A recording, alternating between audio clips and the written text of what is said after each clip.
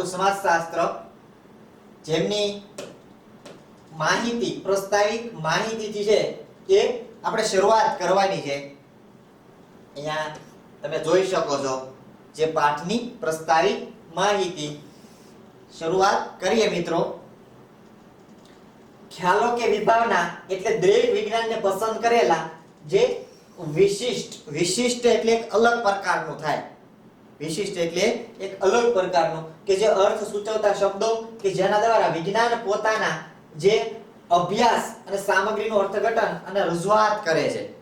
જો મિત્રો ખાસ ધ્યાન આપજો કે ભાઈ ખ્યાલો કે વિભાવના એટલે દરેક વિજ્ઞાનને પસંદ કરેલા, દરેક વિજ્ઞાન એટલે કે જે સામાજિક વિજ્ઞાન છે,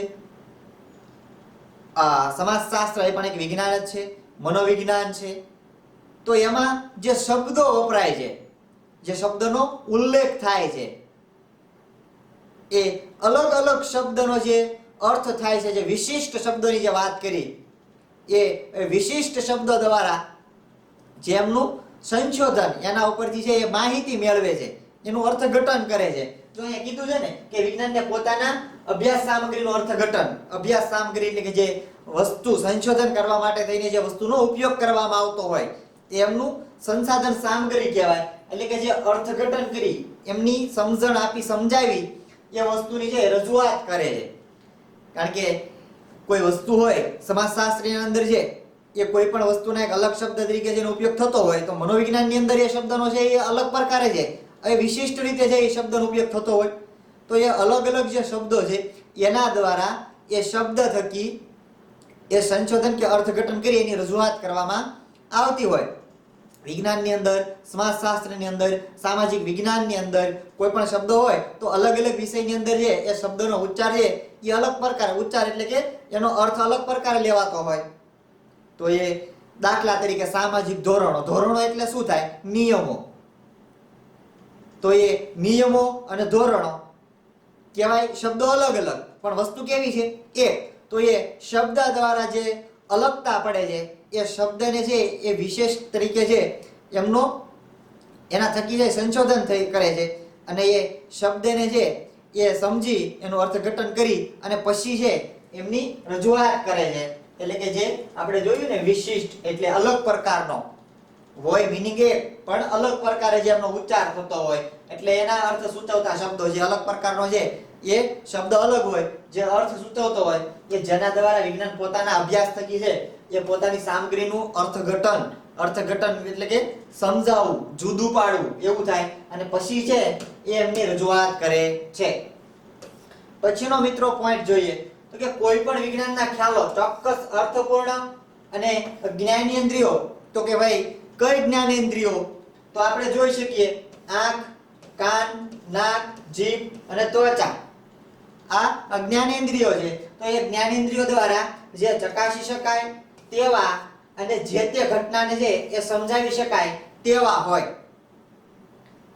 તો ખાસ કે ભાઈ કોઈ પણ વિજ્ઞાનના ખ્યાલો ચોક્કસ અર્થપૂર્ણ, ચોક્કસ એટલે આમ પાકી માહિતી હોય એવા, અને અર્થપૂર્ણ એટલે કેવું કે ચોક્કસ એમનો સાર નીકળતો હોય, ચોક્કસ માહિતી હોય, પરફેક્ટ માહિતી હોય, પરફેક્શન હોય। તો એ એવી કઈ વસ્તુ હોય?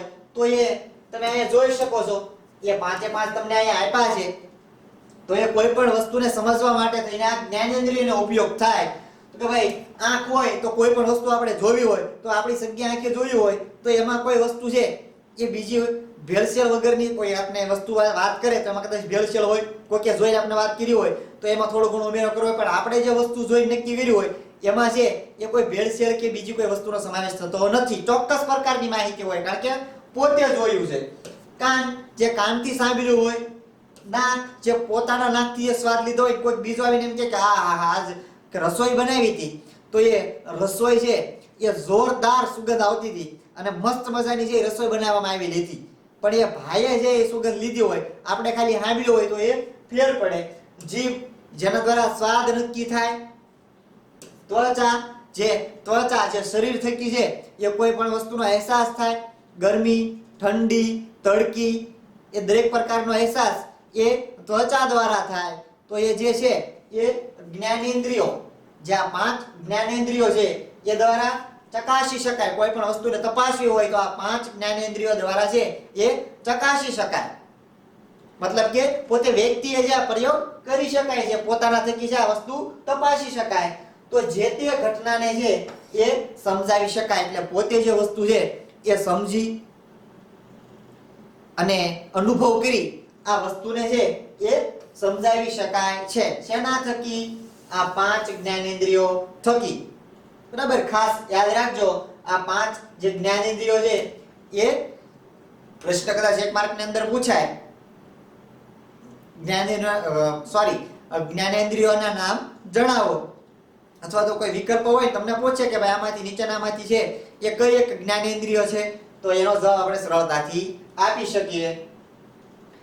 એના પછી છે એ નેક્સ્ટ પોઈન્ટ પર આપણે જઈએ મિત્રો, તો કે ભાઈ માનવ સમાજ અને માનવેતર સમાજ તેમના સહજીવનની છે સમાનતા ધરાવે છે.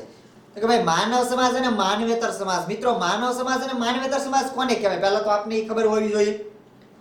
તો માનવ સમાજ એટલે કે જે લોકો છે, જે માનવનો સમૂહ છે એને માનવ સમાજ કહેવાય, સીધી વાત છે, આપને ખ્યાલ છે. માનવેતર સમાજ કોને કહેવાય? તો માનવી સિવાયના જે જીવજંતુ છે, બરાબર, માનવી સિવાયના જે જીવજંતુ છે એમને શું કહેવાય? માનવેતર સમાજ કહેવાય. જે એક માનવી જેવું જીવન જીવે છે, તો કે ભાઈ માનવ સમાજ અને માનવેતર સમાજ એમના સહજીવન, જે જીવન જીવે છે એ પોતાનું જીવન છે એ કેવું છે? સમાનતા વાળું. પશુ પક્ષી જીવ જંતુ એ દરેક પ્રકારે છે એ માનવીને લગતું જીવન જીવે છે એવું કહેવામાં આવે છે. એક તફાવત છે કયો છે? તો કે માનવી છે એ બુદ્ધિશાળી પ્રાણી કહેવાય છે. માનવી છે એ કેવું છે? બુદ્ધિશાળી પ્રાણી. તો એનાથી થોડો ડિફરન્સ પડે. બાકી માનવેતર સમાજ અને માનવ સમાજ એ બંને છે એ સહજીવન, એક સરખાપણું જીવન જીવતું હોય એવું કહેવામાં આવે છે. અહીંયા તમે જોઈ શકો છો આ માનવેતર સમાજની વાત છે, જેમાં દરેક પ્રકારના જીવજંતુઓનો છે એ સમાવેશ થઈ શકે. સમાજ જે સોસાયટી એનો શબ્દ લઈ શકાય, એટલે કે સમાજ, સોસાયટી એ નિશ્ચિત ભૌગોલિક વિસ્તાર અને આત્મનિર્ભરતા ધરાવતું છે માનવ જૂથ હોય. સીધી વાત છે મિત્રો, કોઈ પણ માનવ સમૂહ હોય, માનવ સમાજ હોય, અથવા તો વ્યક્તિનો જે સમૂહ છે, બરાબર, એ સમાજ કે સોસાયટી એ નિશ્ચિત ભૌગોલિક, નિશ્ચિત એટલે કેવું? ચોક્કસ સ્થાન હોય, જે તે વિસ્તારમાં વસવાટ કરતો હોય. ભૌગોલિક એટલે જમીનનો જે ભાગ છે, તો એ જમીન સાથે છે એ ચોક્કસ એમનું સ્થાન હોય, કોઈ એક સ્થળે વસવાટ કરતો હોય, એટલે કે જે નિશ્ચિત ભૌગોલિક વિસ્તાર, એક ચોક્કસ પ્રકારનો વિસ્તાર છે એ નક્કી હોય. અને એ આત્મનિર્ભરતા એટલે પોતે છે એ પોતાનું જીવન જીવવા માટે થઈને છે એ પોતાના ઉપર ડિપેન્ડેડ હોય, બીજા ઉપર આધાર રાખતો નથી, એટલે આત્મનિર્ભર કહેવાય. તો એ આત્મનિર્ભરતા ધરાવતું જૂથ એટલે કેવું? માનવ જૂથ. તમે અહીંયા જોઈ શકો છો ફેમિલી છે, જે ફેમિલી થકી છે એ જે પરિવાર કહેવાય, પરિવાર થકી છે એ કુટુંબ બને, કુટુંબ થકી છે એ આખો સમાજ બને. આવા અલગ અલગ પ્રકારના કુટુંબો ભેગા થઈને શું બનાવે? સમાજ બનાવે. તો એ માનવ સમાજ જે છે ચોક્કસ પ્રકારના ભૌગોલિક વિસ્તારમાં છે એ મિત્રો વસવાટ કરતો હોય, તો એ આવા આત્મનિર્ભરતા ધરાવતું જે જૂથ હોય એને માનવ જૂથ તરીકે ઓળખવામાં આવે છે. આ માનવેતર સમાજ છે અને આ છે માનવ સમાજ. ખાસ યાદ રાખજો, સાદો અને સિમ્પલ છે એ શબ્દ છે ભૂલાય એવો છે નહીં. 1 માર્કની અંદર આપણે કદાચ પૂછી નાખીએ. પ્રકરણની અંદર આપણે છે એ મેન 5 પોઈન્ટ આપણે ભણવાના છે, બરાબર. તો એ 5 પોઈન્ટ કયા છે એ આપણે જોઈએ. એના પેટા પોઈન્ટ મેં આપ્યા નથી. મેન પોઈન્ટ આપણે જે ભણવાના છે એ પોઈન્ટ મેં તમને ખાલી આપ્યા છે. તો એમાં પહેલો આપણે જે પોઈન્ટ ભણવાનો તો છે એ સમાજ, સોસાયટી. પછીનો જે છે એ સામાજિક સમૂહ. એના પછીનો જે એ છે સામાજિક દરજ્જો અને ભૂમિકા, સામાજિક દરજ્જાઓ અને ભૂમિકા. ચોથો પોઈન્ટ છે સામાજિક ધોરણો. અને છેલ્લો જે આપણો પોઈન્ટ છે સામાજિક નિયંત્રણ. આ મેન 5 પોઈન્ટ છે એમના પેટા પોઈન્ટ આપણે ભણવાના થશે. એ પોઈન્ટની અંદર જે પેટા પોઈન્ટ આવશે એ આપણે ભણશું. પણ જોઈએ આગળ આપણે જે નેક્સ્ટ શરૂઆત કરીએ, જે પાઠની પ્રસ્તાવિક માહિતી જોઈ. હવે આપણે આગળ વધીએ. તો એમાં પહેલો જે પોઈન્ટ આપણે જોયો હતો સમાજ, સોસાયટી, એના વિશેની માહિતી મેળવીએ.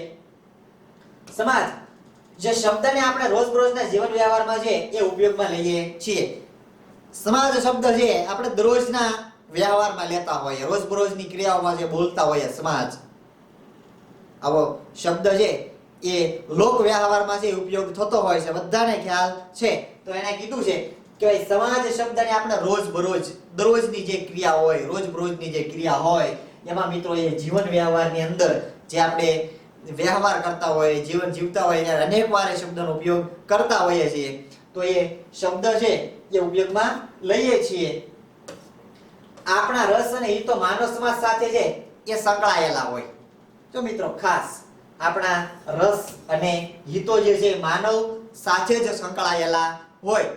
સીધી વાત છે, માનવ સમૂહ છે તો એ માનવની સાથે છે એ આપણા રસ અને હિતો, કારણ કે લોકોનો સમૂહ છે તો લોકોની સાથે જે બધી બાબતો છે એ સંકળાયેલી હોય. આપણો રસ એટલે કે આપણી જે રુચિ, આપણો રસ, આપણે જેમાં ઇન્ટરેસ્ટેડ થઈએ તો એ વસ્તુ છે એ માનવ સમાજ સાથે સહમતી થઈ શકે. એટલે કે જે આપણો રસ, રુચિ, આપણા હિતો, આપણા જે ધ્યેયો હોય, આપણે જે નક્કી કર્યું હોય એ માનવ સમાજ થકી છે એ વસ્તુ મેળવી શકાય.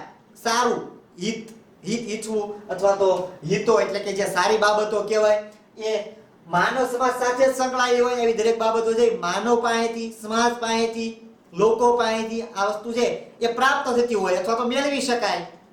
તો એ હિત અને જે આપણા રસ છે એ માનવ સમાજ સાથે હંમેશા સંકળાયેલી હોય છે. તો કે ભાઈ સમાજ એટલે જે માનવી પૂરતો સીમિત છે તેવી ગેરસમજ છે એ આપણને ઊભી થાય છે.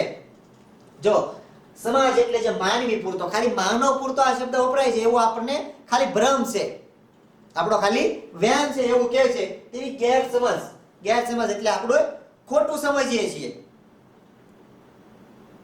તો એ ખાલી આ સમાજ એટલે માનવી પૂરતો નથી તો શેની સાથે સંકળાયેલો છે? બીજા શેની સાથે આ સમાજ શબ્દ છે ઉપયોગમાં લેવાય છે? તો આપણે જોઈએ કે જે સમાજ શબ્દ છે એ કોની સાથે સંકળાયેલો છે, બીજા શેમાં છે એ સમાજ ઉપયોગમાં એ શબ્દ લે છે? તો આપણે જોઈએ કે માનવ સમાજ અને માનવેતર સમાજ તેમના સહજીવનની છે એ સમાનતા ધરાવે છે. જે માનવ સમાજ અને માનવેતર સમાજ, જો મિત્રો ખાસ યાદ રાખજો, માનવ સમાજ અને માનવેતર સમાજ, મેં પહેલા તમને કીધું એ માનવ સમાજ એટલે લોકોનો સમૂહ અને માનવેતર સમાજ એટલે લોકો સિવાયના જે જીવજંતુઓ છે જીવે છે એ દરેક પ્રકારની વાત આવી ગઈ, પશુ, પક્ષી, જીવજંતુ બધા. તો એ થયો માનવેતર સમાજ. તો એ માનવ સમાજ અને માનવેતર સમાજ તેમના સહજીવનની છે એ સમાનતા ધરાવે છે. આપણે પહેલા પણ જોયું, એક સરખાપણું જીવન જોવા મળે છે, એક બુદ્ધિનો ખાલી ફેર પડે છે. તો તે દ્વારા તેઓની મૂળભૂત જરૂરિયાતો છે જેવી કે વસ્તીની જાળવણી, ભરણ પોષણ, સંરક્ષણ, નવા સભ્યોની ભરતી, કાર્ય વિભાજન અને સમૂહ એકતા દ્વારા છે તે વ્યવસ્થાનું સાતત્ય જાળવે છે.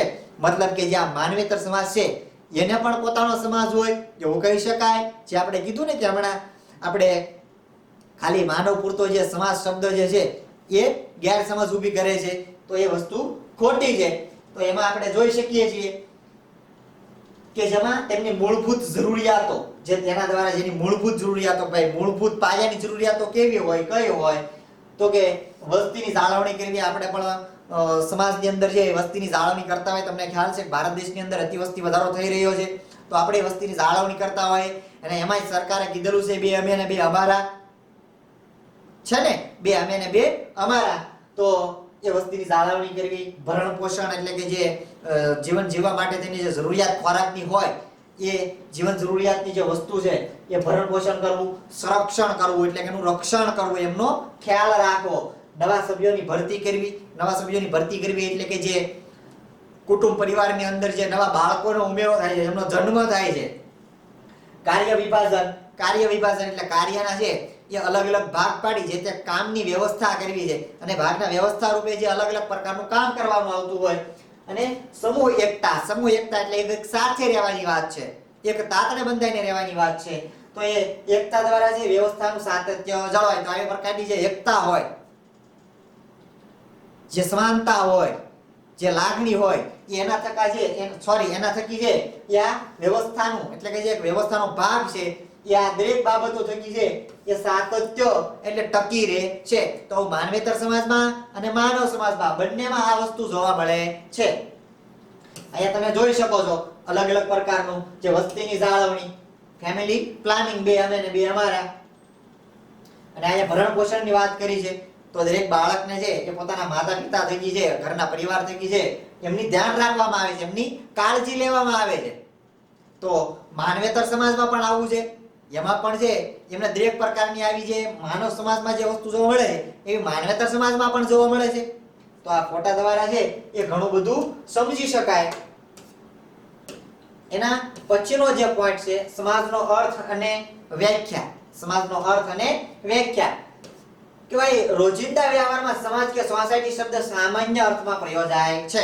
હવે સીધી વાત છે, જે રોજિંદા વ્યવહારમાં એટલે દરરોજની ક્રિયાઓમાં, રોજના વ્યવહારમાં, રોજિંદા એટલે રોજના વ્યવહારમાં સમાજ કે સોસાયટી આ શબ્દ છે એ સામાન્ય અર્થમાં, સામાન્ય શબ્દ થઈ ગયો છે. એ દરેક લોકો એનો ઉપયોગ કરે છે, આવું કહેવાય છે. અમારા સમાજના રિવાજો કે નિયમો, તે જ રીતે મહિલા સમાજ, હાઉસિંગ સોસાયટી, કોમ કે જ્ઞાતિ માટે પણ છે એ સમાજ શબ્દ વપરાય છે. આપણે ખાલી શબ્દ વાપરતા હોઈએ જે રોજિંદા વ્યવહારમાં સોસાયટી, જે શબ્દ સામાન્ય અર્થમાં આપણે લઈએ છીએ, તો કે અમારા સમાજના રિવાજો કે નિયમો જે પોતે સમાજને વધારે પ્રાધાન્ય આપતા હોય, સમાજને વધારે માન આપતા હોય, દરેક વાતે વાતે એવું કહેવાતું હોય કે ભાઈ અમારા સમાજ તો આમ, અમારો સમાજ તો આમ, અમારા સમાજમાં આવા રિવાજો, તમારો સમાજ તો છે એ કુરિવાજોથી ભરેલો છે. તો એ સમાજની વાત છે. પણ એ સમાજ એટલે કેવો સમાજ? તો કે ખાલી એ સમાજ પૂરતો શબ્દ નથી વપરાતો, તો બીજો ક્યાં એ શબ્દ વપરાય? તો કે અમારા સમાજના રિવાજો કે નિયમો, અલગ અલગ પ્રકારના જે સમાજના રીત રિવાજો હોય, બરાબર, તો એમાં એ શબ્દ વાપરતા હોય છે. તે જ રીતે જે મહિલા સમાજ એટલે કે આખી મહિલાનો જે સમૂહ છે, એક મહિલા સમાજ જ કહેવાય. દરેક મહિલાનો સમાવેશ થઈ જાય. તો જેમાં હાઉસિંગ જે સોસાયટીઓ હોય છે, જેમાં આ મહિલા મંડળો હોય છે, તમે જોઈ શકો છો. તો એ મહિલા જે પ્રકારે સાથે જોડાયેલા હોય તો એનો એક સમાજ જ થયો છે, એક પરિવાર જ થયો છે. તો એનો પણ છે એ ઉલ્લેખ સમાજ તરીકે કરી શકાય. અને જે હાઉસિંગ સોસાયટી કે કોમ કે જ્ઞાતિ માટે છે એ પણ સમાજ છે એ શબ્દ વપરાતો હોય.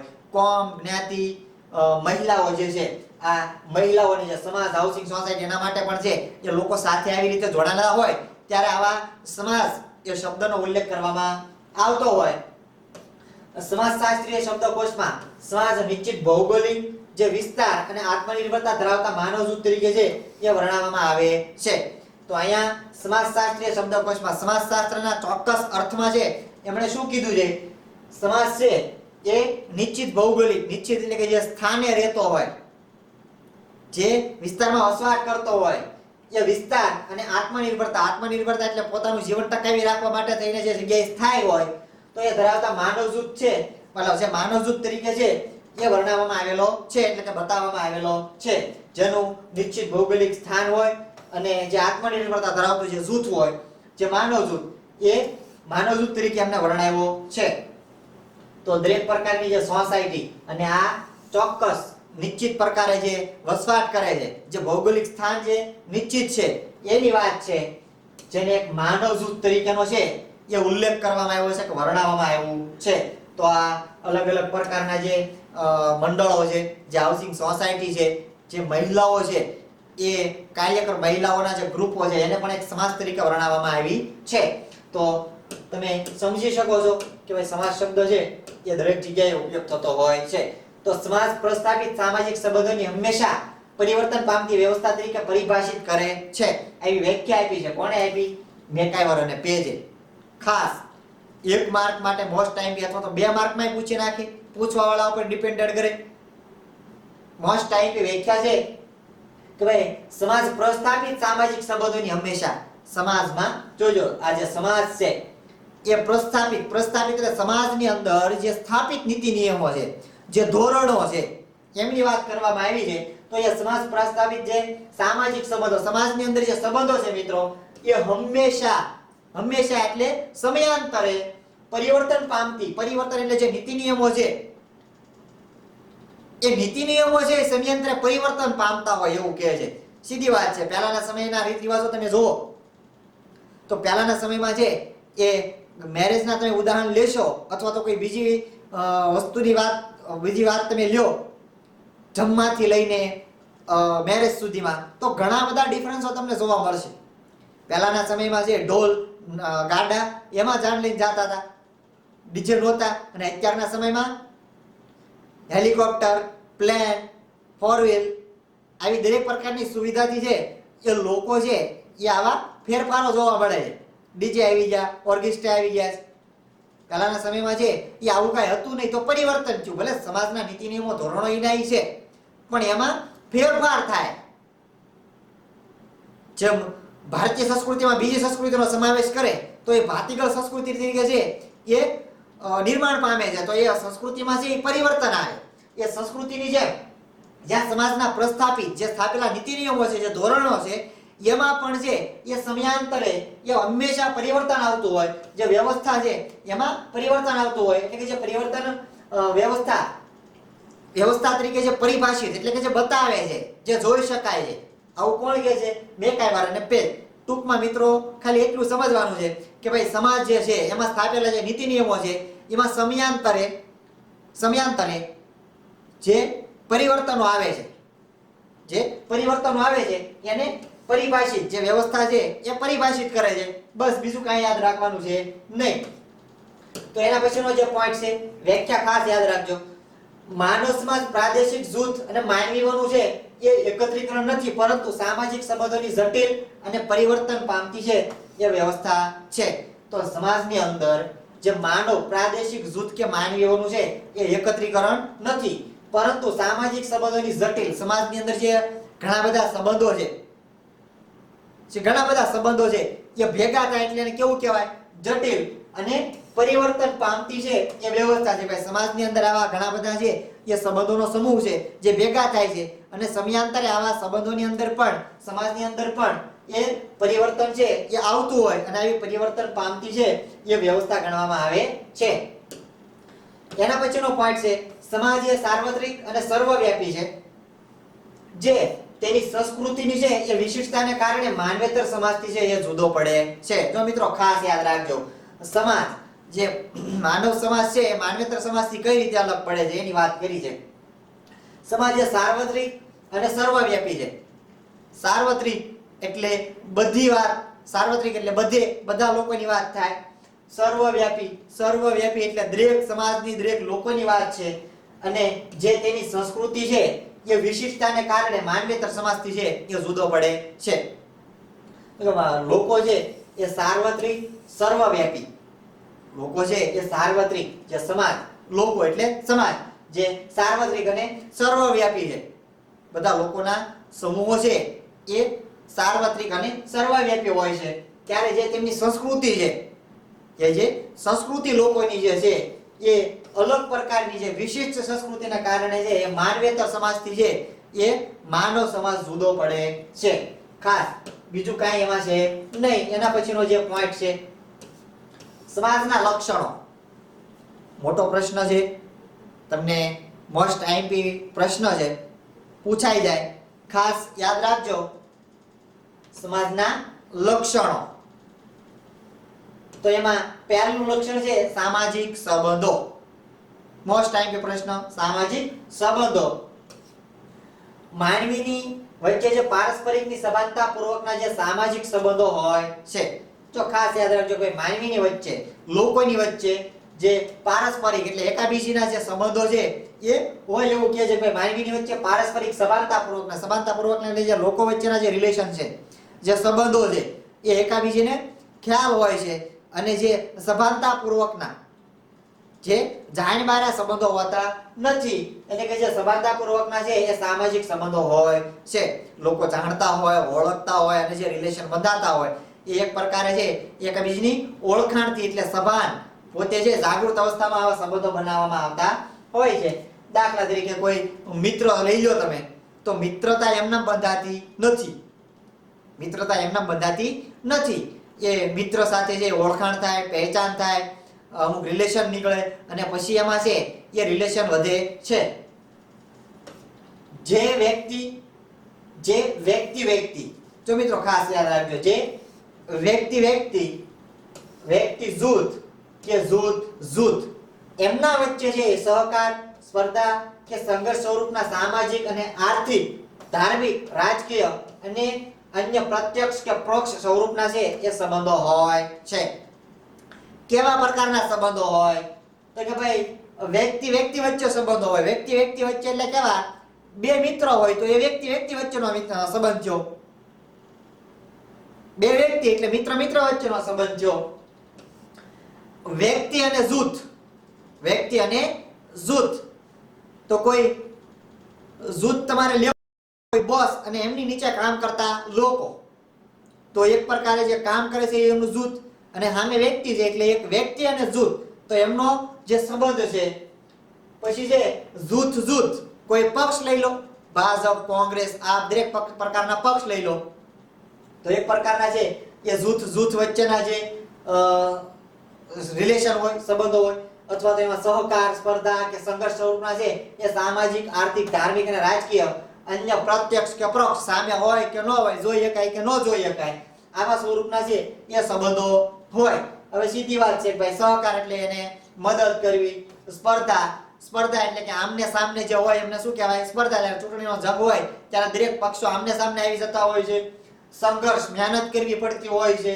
અને સામાજિક અને આર્થિક, ધાર્મિક, સામાજિક એટલે સમાજ, લોકોની અંદરની વાત છે. પછી આર્થિક એટલે જે તે પરિસ્થિતિની વાત છે, જેવી સ્થિતિ. પછી ધાર્મિક, દરેક ધર્મની વાત આવી ગઈ. રાજકીય એટલે દરેક આપણા રાજ્યની અંદરની જે બાબતો છે એમનો સમાવેશ થાય. તો અન્ય પ્રત્યક્ષ એટલે જે સામે હોય, જોઈ શકાય એવા, અને જે પરોક્ષ એટલે જે નથી જોઈ શકાતા એવા પ્રકારના જે સંબંધો. તો એ દરેક પ્રકારના સ્વરૂપના છે એ સંબંધોનો આમાં સમાવેશ કરવામાં આવ્યો છે. એના પછીનો જે પોઈન્ટ છે જોઈએ, વ્યક્તિઓ વચ્ચેની સભાનતાપૂર્વકની આંતરક્રિયાથી સામાજિક સંબંધો સ્થપાય છે અને તે વિકસે છે.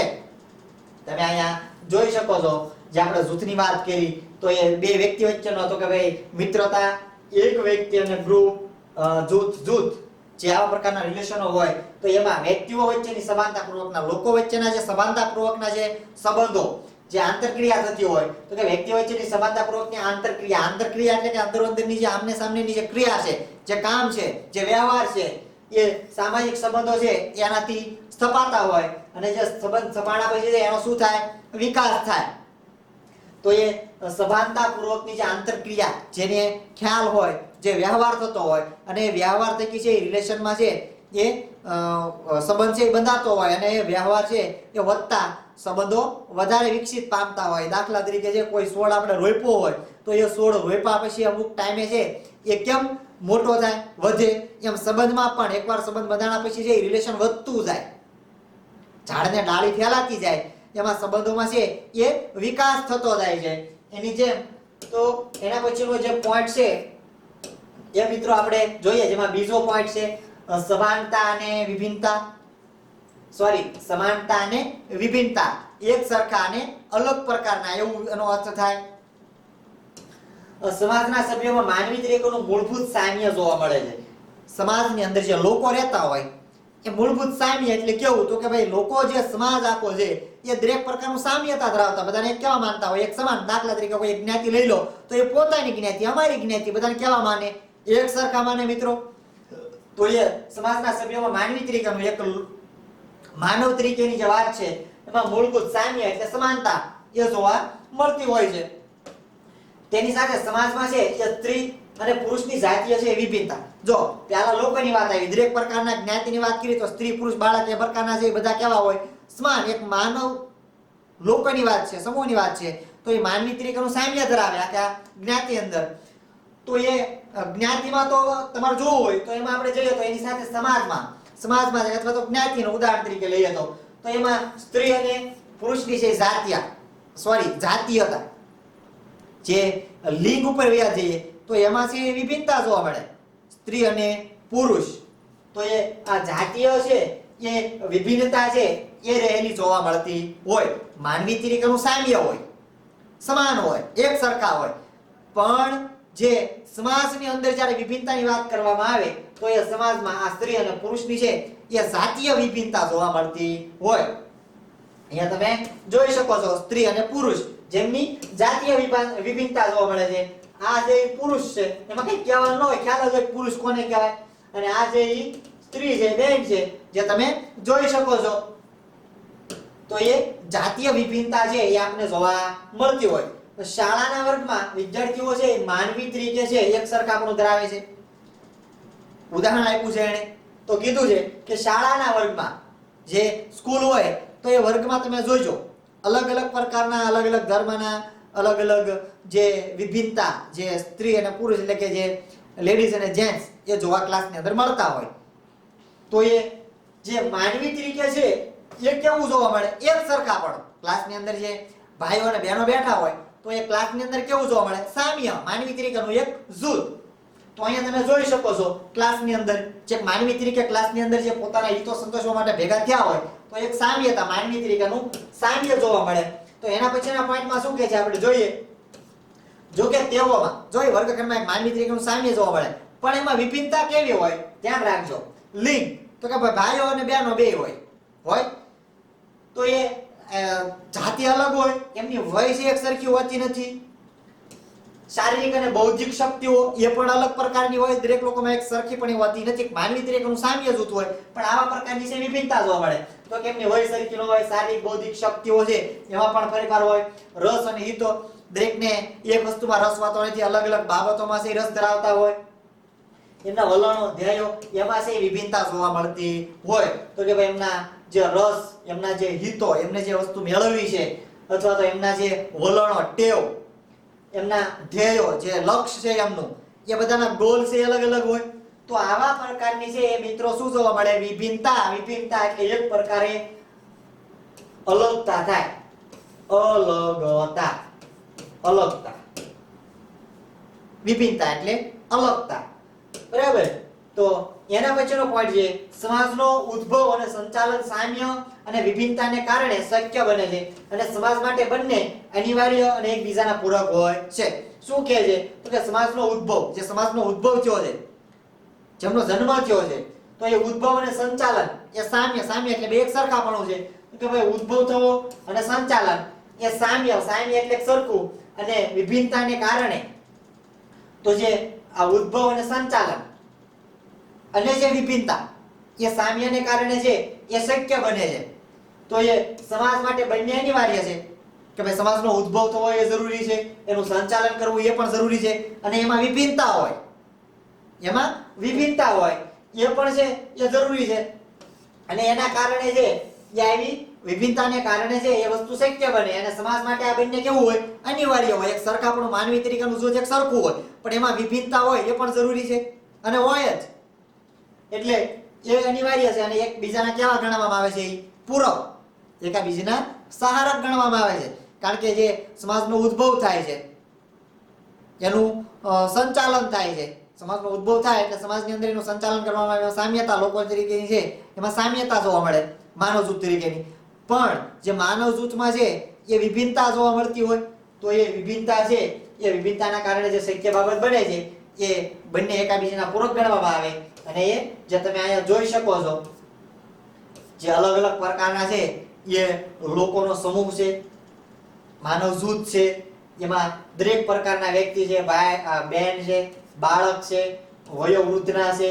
યંગ છે તો એ દરેક વ્યક્તિની અંદર છે એ અલગ અલગ પ્રકારના છે એ મંતવ્યો રહેલા હોય દરેકના કાર્યો અલગ પ્રકારના હોય આવું છે એ લોકોની અંદર જોવા મળતું હોય છે વર્ગખંડની અંદર અલગ અલગ પ્રકારના હોય એમાં દરેક લોકોની અંદર પણ આવા પ્રકારની બાબતો છે એ અલગ પ્રકારની જોવા મળતી હોય જુદા જુદા જૂથો અને પેટા જૂથો ત્રીજો પોઈન્ટ છે જુદા જુદા જૂથો અને પેટા જૂથો માનવ સમાજ કૌટુંબિક સામાજિક સાંસ્કૃતિક ધાર્મિક આર્થિક અને રાજકીય જૂથો છે એ આમ જૂથ વિભાગોમાં છે વહેંચાયેલો છે જે સમાજનું મહત્વનું લક્ષણ ગણવામાં આવે છે કે ભાઈ માનવ સમાજ જે લોકોનો જે સમૂહ છે અલગ અલગ વિભાગોમાં વિભાજિત ચાલે છે તો કેવા વિભાગોમાં વિભાજિત થયો તો એક કુટુંબની અંદર એક પરિવારની અંદર વિભાજિત એક સમાજ લેવલે સંસ્કૃતિ લેવલે ધાર્મિક લેવલે આર્થિક અને રાજકીય જે છે એ આમ અલગ અલગ જૂથોમાં છે વિભાગ છે એ જોવા મળતો હોય અને વહેંચાયેલો છે જે સમાજનું મહત્વનું લક્ષણ છે એ ગણવામાં આવતું હોય તો તમે જોઈ શકો છો કે ભાઈ લોકોનો જે આખો સમૂહ હોય માનવીનો જે સમૂહ હોય એ દરેક લોકો છે અલગ અલગ વિભાગમાં વહેંચાયેલા હોય એ તમે અહીં જોઈ શકો છો કુટુંબ પરિવારમાં એક અલગતા જોવા મળતી હોય સમાજ લેવલે અલગતા જોવા મળતી હોય સંસ્કૃતિમાં છે એ પણ વિવિધતા જોવા મળતી હોય ધાર્મિક છે અલગ અલગ ધર્મના લોકો છે એ પણ એક પ્રકારનું જૂથ ગ્રુપ ગણવામાં આવે આર્થિક અને રાજકીય લેવલે પણ છે એ અલગ પ્રકારના છે એ સમાજ જોવા મળતા હોય અથવા તો વિવિધતા જોવા મળતા હોય તો અહીંયા પરિવાર છે, અહીંયા ધાર્મિક લેવલે જવું હોય તો એ પણ જોઈ શકાય. તો પરિવારની અંદર પણ એના કાર્યો અલગ અલગ પ્રકારના હોય. પપ્પા છે તો એ અલગ એનું કામ કરે છે, એમની દીકરી છે એ પણ અલગ કામ કરે છે, માતા છે તો એમને બાળકોને રાખવું અને રસોઈ રાંધવી, ઘરકામ, તો એ દરેક પ્રકારના છે એ કાર્યો કેવા હોય? અલગ પ્રકારના હોય. તો સમાજ જીવનની વિવિધ જરૂરિયાતો સંતોષવામાં છે એ માનવીઓ વચ્ચે કાર્ય વિભાજન થયેલું હોય. શું હોય? કાર્ય વિભાજન, કામની વહેંચણી થયેલી હોય. જે આપણે હમણાં વાત કરીએ, પપ્પા અલગ કામ કરે છે, દીકરી એનું કામ કરે છે, મમ્મી જે બાળકોને રાખે છે અને ઘરનું કામ કરે છે, તો એ દરેક વચ્ચે જે કાર્યનું વિભાજન, કામની વહેંચણી થયેલી હોય. દરેકને જે કામ હોય એ નક્કી જ હોય. કોઈ ઓફિસની અંદર છે, એ ઓફિસની અંદર હજારો લોકો કામે આવતા હોય, કંપનીની અંદર હજારો લોકો કામે આવતા હોય, તો એ કામની વહેંચણી થયેલી હોય. દરેકના કામ પોતાએ જે કરવાના હોય. જેમ એ પરિવારની અંદર સભ્યો જે રહેતા હોય એને પણ જે કામની વહેંચણી થયેલી હોય, અલગ અલગ પ્રકારના કામ કરવાના રહેતા હોય. સત્તા અને દરજ્જાના આધાર પર સામાજિક કોટિક્રમ વિકસે છે, જે સામાજિક અસમાનતા સુપ્રીત કરે છે. તો એ સમાજની અંદર જેવી સત્તા, એક પ્રકારની સત્તા જે છે સમાજની અંદર, એ દરજ્જાના આધાર પર સામાજિક કોટિક્રમ, એવી સત્તા જે આપણા સમાજની અંદર તમને ખ્યાલ છે, જે કોટિક્રમ જોવા મળે છે જ્ઞાતિઓની અંદર, નીચેથી લઈને ઉપર સુધી, ઉપરથી લઈને નીચે સુધી અલગ અલગ પ્રકારની છે એ જ્ઞાતિઓના દરજ્જા જોવા મળે છે. ઉચ્ચ વર્ગ ને નિમ્ન વર્ગ ને આવા જે દરજ્જા છે એ સત્તાના આધારે જેમની વહેંચણી થયેલી છે. તો એ જે આ દરજ્જા છે, જે સામાજિક કોટિક્રમ છે, એ જે વિકાસ પામે છે, અને એ વિકાસ જે પામે છે એ સામાજિક છે એ અસમાનતા છે એ સુપ્રીત એટલે કેવું? તો કે ભાઈ જોઈ શકાય છે, બતાવે છે. સમાજના જે લોકોની અંદર જે દરજ્જા છે એ અલગ દરજ્જામાં વિભાજિત જે છે એ પાડવામાં આવે છે. આના દરજ્જાના જે કોટિક્રમમાં છે એ અસમાનતા એટલે એક સરખાપણું નહીં, એમાં અસમાનતા જોવા મળે. શા માટે? તો કે એમાં અલગ અલગ દરજ્જાનું છે એ નિરૂપણ કરવામાં આવેલું હોય છે. ચોથો પોઈન્ટ, સામાજિક નિયંત્રણ. ચોથો પોઈન્ટ છે સામાજિક નિયંત્રણ. જુદી જુદી સામાજિક પરિસ્થિતિમાં વ્યક્તિ કઈ રીતે છે એ વર્તી શકે અને કઈ રીતે વર્તી ન શકે તે દર્શાવતી જે ધોરણાત્મક વ્યવસ્થા કે ઢબ એ દરેક સમાજમાં હોય છે, અને તેને સામાજિક નિયંત્રણ કહેવાય. હવે મિત્રો ખાસ જો, જે જુદી જુદી સામાજિક પરિસ્થિતિમાં સમાજની અંદર જે અલગ અલગ પ્રકારની જે પરિસ્થિતિઓ હોય, જેવો સમય હોય, તો એ પરિસ્થિતિમાં વ્યક્તિ કઈ રીતે વર્તી શકે, જેવો સમય હોય એ પ્રમાણે જે વ્યવહાર કરવાનો હોય, વર્તન કરવાનું હોય, નીતિ નિયમોનો જે અમલ કરવાનો હોય, તો એ સમાજની અંદર વ્યક્તિ કઈ રીતે વર્તી શકે, કેવું વર્તન કરી શકે, અને કઈ રીતનું વર્તન છે એ ન કરી શકે, ભાઈ કેવા પ્રકારનું વર્તન ન કરી શકાય, આવા જે દર્શાવતા એટલે કે જે બતાવતા જે ધોરણાત્મક એટલે જે નીતિ નિયમો છે, એ વ્યવસ્થા છે, જે ઢબ એટલે જે રીતભાત, એ દરેક સમાજમાં હોય, અને તેને છે એ સામાજિક નિયંત્રણ એટલે કે સમાજને નિયંત્રણમાં, કાબુમાં રાખવાનું છે એ એક પ્રકારનું છે એ નિયંત્રણ કહેવામાં આવે છે. તો સમાજની અંદર લોકો કઈ રીતે વર્તી શકે, કઈ રીતે ન વર્તી શકે, એને કંટ્રોલમાં રાખવા માટે, એને નીતિ નિયમમાં રાખવા માટે થઈને છે આવા નિયમો બનાવેલા હોય, જે ધોરણો કહેવાય. સમાજના શું કહેવાય? ધોરણો. એટલે અહીંયા કહે છે ભાઈ આવા દર્શાવતા જે ધોરણાત્મક જે કહેવાય ને કે જે વ્યવસ્થા છે, જે નીતિ નિયમો છે સમાજની અંદર પ્રસ્થાપિત કરેલા છે, તો એ જે ઢબ છે, જે રીતભાત છે, એ દરેક સમાજમાં આવા પ્રકારની જે વ્યવસ્થા હોય. કોઈ પણ સમાજ હોય, ગમે તે નાત હોય, ગમે તે જાત હોય, ગમે તે ધર્મ હોય, એ દરેક બાબતો આવા પ્રકારની છે એ જોવા મળે છે. મિત્રો સમાજના અસ્તિત્વ અને સાતત્ય માટે છે એ જરૂરી હોય. શું? તો કે ભાઈ સમાજને ટકાવી રાખવો હોય, સમાજને આગળ વધારવો હોય, તો આ દરેક બાબત છે એ જરૂરી માનવામાં આવે છે. શા માટે? તો કે ભાઈ સમાજના અસ્તિત્વ એટલે સમાજને ટકાવી રાખવા માટે અને એમને આગળ વધારવા માટે થઈને છે એ આ દરેક બાબતો છે એ જરૂરી છે. એમનું અસ્તિત્વ જળવાઈ રહે, એમને સાતત્ય છે એ ટકી રહે, એના માટે થઈને આ દરેક બાબતો છે એ સમાજની અંદર છે એ જરૂરી ગણવામાં આવતી હોય છે. લોકનીતિ, રિવાજો, ફેશન, કાયદા, શિષ્ટાચાર એ વગેરે સમાજમાં માનવીનું ઘડતર અને નિયંત્રણ છે એ કરતું હોય છે. સમાજની અંદર છે કેવા પ્રકારની બાબતો જોવા મળે? તો કે ભાઈ લોકનીતિ, લોકોની નીતિ, એમના રિવાજો, ફેશન, કાયદા, શિષ્ટાચાર આ વગેરે સમાજમાં માનવીનું ઘડતર અને નિયંત્રણ કરે.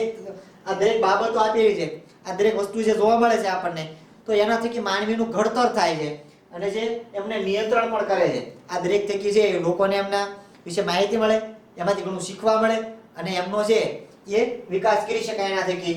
તો કે ભાઈ જે લોકોને છે એમના રિવાજો, એમની ફેશન, એમના કાયદા, શિષ્ટાચાર એ વગેરે સમાજમાં માનવીનું ઘડતર. તો એ આ કાયદો કોર્ટ તમને ખ્યાલ છે એના થકી માનવી છે એ ધોરણોનો છે એ અમલ કરે છે, એનો ભંગ કરતો નથી. શા માટે? કે ભાઈ એને ખ્યાલ છે કે આવો નીતિ નિયમોનો ભંગ કરવાથી સજા કે પોલીસ કેસ આવું થઈ શકે, કાર્યવાહી થાય. તો આ નીતિ નિયમનો ભંગ કરવાથી છે એ લોકોને ઘણી બધી છે એ પરિસ્થિતિમાંથી પસાર થવું પડતું હોય છે, અને એ બીકને કારણે, એ નિયમને કારણે એ લોકો છે એ નિયમનો કે ધોરણોનો ભંગ કરતા નથી. તો એ આવા જે નીતિ નિયમો છે, ફેશન છે, એવા અલગ અલગ પ્રકારની દરેક બાબતોમાં છે આવા પ્રકારના નીતિ નિયમો હોય છે. અને આ સમાજનું છે એ આવા નીતિ નિયમો કે આવી દરેક બાબતો છે એમનું ઘડતર થાય છે, એમાં એમને ઘણું બધું જાણવા મળતું હોય છે. તો એના પછીનો જે પોઈન્ટ છે 5મો, સાતત્ય. સામાજિક નિયંત્રણની પદ્ધતિ છે એ સમાજના સાતત્યને જે ટકાવી રાખે છે. પછી સામાજિક નિયંત્રણની પદ્ધતિ, સમાજના જે નીતિ નિયમો છે, જો સામાજિક નિયંત્રણ એટલે સમાજને, લોકોને જે કંટ્રોલમાં રાખવા માટે થઈને, નિયમમાં રાખવા માટે થઈને જે આ નિયંત્રણ પદ્ધતિ સમાજના સાતત્યને ટકાવી રાખે છે. નીતિ નિયમો ઘડવામાં આવેલા છે, જે સમાજની ઢબ છે, જે રીતભાત છે, યા નિયંત્રણની પદ્ધતિ જે સમાજના સાતત્યને કે સમાજને ટકાવવામાં છે એ મદદરૂપ થાય છે. જે સમાજના નીતિ નિયમો છે એમની વાત છે. લગ્ન અને કુટુંબ સંસ્થાનો સમાજના સાતત્યમાં છે એ મદદરૂપ થાય. તો કે ભાઈ લગ્ન અને કુટુંબ જે આ સમાજના નીતિ નિયમો છે, જે રીતભાત છે, એના થકી જે આ લગ્ન સંસ્થા જે કહેવાય છે, જે આપણું 16 સંસ્કારમાંનું એક છે સંસ્કાર ગણવામાં આવે છે, જે 3 સંસ્કારોમાં મેન સંસ્કાર ગણવામાં આવે. તો આ કુટુંબ અને લગ્ન એ સંસ્થાનો જે સમાજના છે એ સાતત્ય, સમાજને ટકાવી રાખવામાં છે એ એક મહત્વનું છે, એ લક્ષણ ગણાય, મહત્વની બાબત ગણાય. તો એ છે એ મદદરૂપ થાય છે. સામાજિકરણની પ્રક્રિયા દ્વારા કુટુંબ છે એ પેઢી દર પેઢી સામાજિક સાંસ્કૃતિક વારસાનું આંતરીકરણ કરી સમાજનું સાતત્ય છે એ ટકાવી રાખે છે. તો ભાઈ સામાજિકરણની પ્રક્રિયા દ્વારા, સામાજિકરણની પ્રક્રિયા એટલે જે વ્યક્તિનો જ્યારે જન્મ થાય તો એ વ્યક્તિનો ઉદ્ભવ થયા પછી એમને ઘણું બધું શીખવી એ સમાજની અંદર એમને ભેળવવામાં આવતા હોય. એટલે કે સામાજિકરણની પ્રક્રિયા દ્વારા કુટુંબ પેઢી દર પેઢી, જો કુટુંબ છે એ પેઢી દર પેઢી એટલે પરંપરાની વાત છે. તો આવી પરંપરા દરમાં છે જે પેઢી દર પેઢી સામાજિક સાંસ્કૃતિક વારસાનો, સામાજિક સાંસ્કૃતિક જે સમાજની અંદર જે છે એ વસ્તુઓ અને જે રીતભાત અથવા તો જે વારસો જે બાપ દાદા પ્રમાણે જે મળ્યો હોય આપણને, જે પેઢી દર પેઢી આપણા પપ્પા, એના પપ્પા, એના પપ્પા, એના વારસાગત બધી વસ્તુ મળી હોય કે શીખવા જવાની હોય નહીં. તો આ વસ્તુ જે સંસ્કૃતિ છે એમનો વારસો છે એમનું આંતરીકરણ કરી, આંતરીકરણ એટલે કે એક પેઢીમાંથી બીજી પેઢીમાં છે એનું રૂપાંતર થાય, એને બીજી પેઢીમાં પ્રસ્થાપિત કરવામાં આવે. તો એ આંતરીકરણ કરી સમાજનું સાતત્ય એટલે કે સમાજ છે યા પેઢી દર પેઢી દરેક વસ્તુનું સ્થાપિત કરી એ ટકાવી રાખવામાં છે એ મદદરૂપ થતી હોય છે. જ્યાં લગ્ન સંસ્થા છે એ આજકાલની કઈ ફેશન તો છે નહીં, કઈ નવી ફેશન તો આવી નથી, એક પ્રકારનો રિવાજ છે, પરંપરા છે, એ પેઢી દર પેઢી આવી આવે છે. તો એ એક પેઢીમાંથી બીજી પેઢીમાં છે એનું રૂપાંતર થાય છે. એના પછીનો જે પોઈન્ટ છે મિત્રો એ છે પરિવર્તન. પરિવર્તન છે જે સમાજના સાતત્યની સાથે તેમાં પરિવર્તન પણ આવે. સમાજ જે ટકી રહેલો છે, સમાજને ટકાવવામાં જે મદદરૂપ થાય છે એ સમાજને ટકાવી રાખવામાં છે એ ઘણી બધું છે કે પરિવર્તન પણ આવતું હોય. સીધી વાત છે, અમુક વર્ષો કે અમુક સમય જાય એટલે દરેક બાબતમાં છે એ પરિવર્તન જોવા મળતું હોય છે. પહેલાના સમયમાં તમે જોજો આવા ઢોલ ને એવું લાવતા મેરેજમાં, અને અત્યારના સમયમાં ડીજે. પહેલાના સમયમાં આખો પરિવાર છે એક સાથે બેસીને ખાતો, અત્યારે આવી ગઈ ડાઇનિંગ ટેબલ ને ખુરશી માથે બેસીને જમતો હોય. તો આ એક પ્રકારનું પરિવર્તન છે મિત્રો. સમય અને સમાજે પરિવર્તનની છે એ ગતિમાં તફાવત હોય, પરંતુ પરિવર્તન સમાજનું છે એવી વાચ્ય લક્ષણ ગણાય. આપણે ખ્યાલ છે કે સમયે અને સમાજે જે પરિવર્તન આવે એ પરિવર્તનમાં ભલે ગતિ અમુકમાં છે એ પરિવર્તન ઝડપથી થતું હોય, અમુકમાં પરિવર્તન છે એ ધીમું થતું હોય. દાખલા તરીકે ગ્રામીણ સમુદાયમાં તમે જાઓ તો અહીંયા ગ્રામીણ સમુદાયમાં પરિવર્તન કેવું હોય? ધીમું. કારણ કે એ લોકો પરિવર્તનને ઝટ સ્વીકારતા નથી. એમના નીતિ નિયમો, એમનો સમાજ, એમના જે પરંપરાઓ છે એમાં ઝડપથી જે પરિવર્તન આવતું હોય તો એમને જે યોગ્ય લાગતું નથી. કોને? ગામડાના લોકોને. પરિવર્તન ઝડપથી આવે. શેમાં આવે? સિટીની અંદર. તો એ પરિવર્તન જે આવતું હોય એ પરિવર્તનની ગતિમાં છે એ ભલે તફાવત હોય, પણ પરિવર્તન છે એ સમાસનું અવિભાજ્ય લક્ષણ ચોક્કસપણે છે એ પરિવર્તન આવે ને આવે. કોઈ પણ સંજોગોમાં પરિવર્તન અમુક સમયાંતરે છે એ આવે ને આવે. આ મેં તમને ફોટા આપ્યા છે દરેક પ્રકારના કે સમયાંતરે પરિવર્તન થયું. પહેલાના સમયમાં છે એ ઢોલનો ઉપયોગ થતો, હવે છે એ ડીજેનો એનો ઉપયોગ થાય છે. ઓર્કેસ્ટ્રા જે દરેક પ્રકારના ઓર્કેસ્ટ્રા ને એવું લાવતા હોય, સ્ટેજ પ્રોગ્રામ કરતા હોય છે. તો આ સમયાંતરે જે પરિવર્તન આવ્યું છે એમની આપણે મિત્રો વાત